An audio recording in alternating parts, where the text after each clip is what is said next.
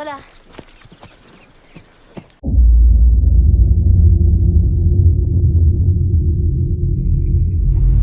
Alors on va regarder aujourd'hui pour changer un petit peu du Covid. C'est la fin de l'été, c'est la reprise du travail. Donc on va étudier un personnage qui aime briller et qui aime le travail également. Quelqu'un d'assez puissant qui semble contrôler. C'est la carte du chariot, la carte 7, numéro 7. Une carte, alors en numérologie, le 7 on peut le voir comme la connaissance, comme une carte de chance également, c'est bien connu, et qui fonctionne de manière plutôt individuelle en fait, hein, comme s'il était un peu... il n'aimait pas qu'on rentre dans sa tanière comme on dit. Voilà, c'est une carte de liberté. C'est d'ailleurs pour ça que dans le tarot de Marseille, au niveau affectif, on retrouve rarement la carte du chariot en stabilité telle l'empereur ou la carte du pape. Pour un couple, il est plus souvent dans la séduction que dans une stabilité affective qui ça sera pas les grandes promesses en fait avec la carte du chariot. Je crois pas que le patron il aimerait que je te laisse monter. Sans celle, il aimerait pas. Alors on va pas s'étendre sur la symbolique que vous trouverez sur internet en fait, hein, comme par exemple le sceptre, hein, qui est signe déjà de conquête. Il est un peu plus petit que celui de l'empereur. On voit qu'il part à la conquête de la vie en fait, pour avoir une meilleure qualité de vie.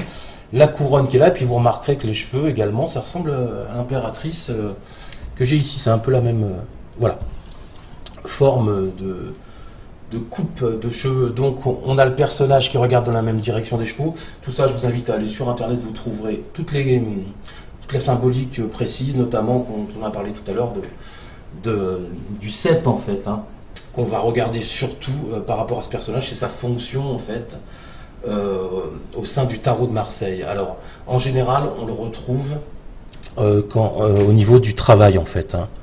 Alors c'est quelqu'un, alors moi j'ai eu l'exemple avec plusieurs consultants qui n'avaient pas de travail à l'époque.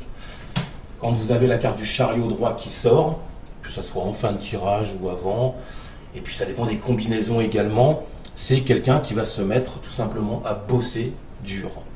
J'ai l'exemple d'un consultant, il y a 3 ans, qui m'avait consulté et qui aujourd'hui travaille encore et il fait pas mal d'heures supplémentaires. Donc quand elle est bien aspectée, bien entourée, la carte du chariot annonce quelqu'un qui va s'y mettre et qui va pouvoir en même temps, avec l'argent, briller un petit peu autour de lui, pouvoir avoir une qualité de vie meilleure, un certain luxe par rapport à sa période de chômage.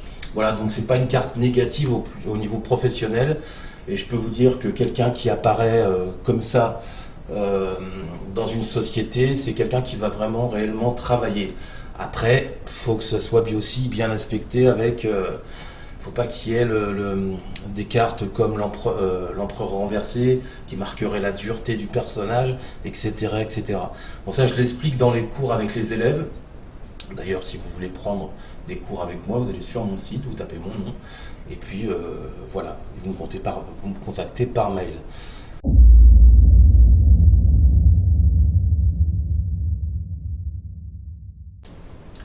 Donc il part bien à la conquête de la vie, du travail. Donc on mettra donc ici travail. Hop. On mettra également comme mot-clé, on peut mettre volonté. On peut mettre triomphe, mais triomphe, j'aime bien l'assise de l'empereur avec la carte du chariot dans ces cas-là, parce que le triomphe est déjà bien acquis quand on a l'empereur. On va faire quelques combinaisons. Attention au chariot renversé, ça vous l'aurez dans les cours si vous prenez des cours avec moi. On peut avoir parfois un personnage plutôt agressif quand le chariot est renversé, et puis une espèce de contrôle compliqué du personnage. Ça peut être un petit défaut qu'il peut corriger avec le temps. Que le tarot, c'est pas à vie, c'est pas définitif quand on fait un tirage, hein.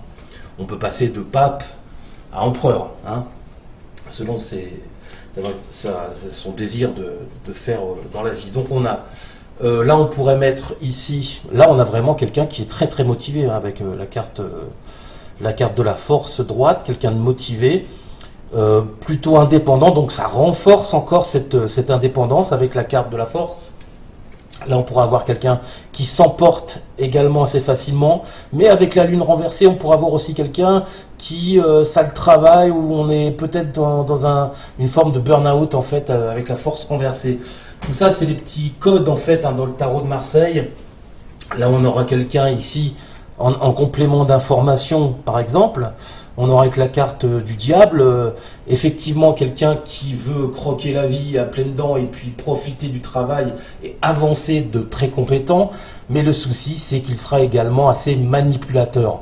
Alors, ça peut être dans certains métiers, comme par exemple agent immobilier.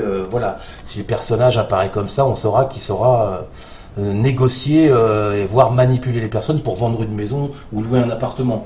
Non, j'en veux pas spécialement aux agences immobilières, mais je prends l'exemple, hein, évidemment. Voilà. Là, on aura quelqu'un de très sociable, en fait, avec la carte du soleil.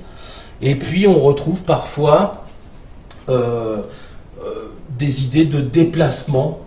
Il peut apparaître renversé entre deux personnes.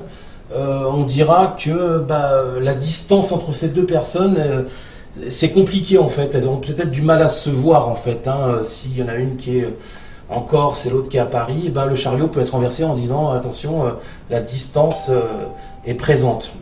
Là, on retrouve 13 renversés. Ça peut être la fatigue physique, hein, le squelette, hein, avec le chariot. Donc voilà, on a ce mouvement-là. On va parler rapidement de l'affectif. Le chariot droit dans l'affectif, c'est pas le top, dans le sens où on a affaire plus à quelqu'un, je dirais une fugacité amoureuse, pas de stabilité présente de sa part. Donc, si vous avez quelqu'un en consultation, si vous-même vous tirez les cartes et puis vous regardez par rapport à un personnage qu'il apparaît avec le chariot, il faudra faire attention quand même, parce qu'on aime bien les gens qui se stabilisent. Il sera beaucoup penché au niveau du boulot plutôt qu'au niveau de l'affectif. Il sera un petit peu, il sera pas stable en fait. Je veux pas dénigrer, mais il sera pas stable comme l'empereur, ou avec cette bienveillance du pape, un peu trop, parfois pantouflard en fait. Hein, le pape, c'est ça. Voilà. Alors dans ces cours qu'on fait, puis dans cette carte du chariot que je vous explique en fait tout simplement, je ne fais pas de combat de tirage psychologique ou de tirage de voyance. Ça je le rappelle parce qu'il y a cette espèce de bagarre que le tarot c'est pas de la voyance, etc. Moi je m'en sers également pour la voyance, ça va très bien. Et pour les états d'esprit, j'ai des résultats très positifs. Donc je ne ferai pas cette bagarre avec la psychologie des écoles de Jodorowsky ou de Camoin ou autres en fait. Chacun a sa petite méthode et sa petite combine. Celles de mes élèves vont très bien, on travaille très bien ensemble et puis ça a l'air d'avancer correctement. Pour résumer la carte du chariot, donc le travail, la volonté, l'envie, le désir de réussir, et enfin on sort de son canapé pour faire bouger les choses. Et en affectif, attention, ce n'est pas un personnage stable. Il ne faut pas oublier qu'il est dans ce chariot, en fait, tout simplement. Voilà pour ce petit cours tranquille au niveau de la carte du chariot. Il n'y a pas que le Covid dans la vie, je ne veux pas faire des vidéos tout le temps. Il ne faut pas oublier que je veux vous enseigner le tarot de Marseille pour ceux qui débutent et puis pour ceux qui veulent approfondir, puis essayer de comprendre les combinaisons, etc. Voilà, je vous souhaite une super rentrée, pourvu qu'elle se fasse. Et puis je vous dis merci et puis à bientôt. Salut. Bon. Mais ton cheval va pas rentrer tout seul. J'aimerais que tu le ramènes à l'écurie, s'il te plaît. Oui, mais on va sûrement me voir.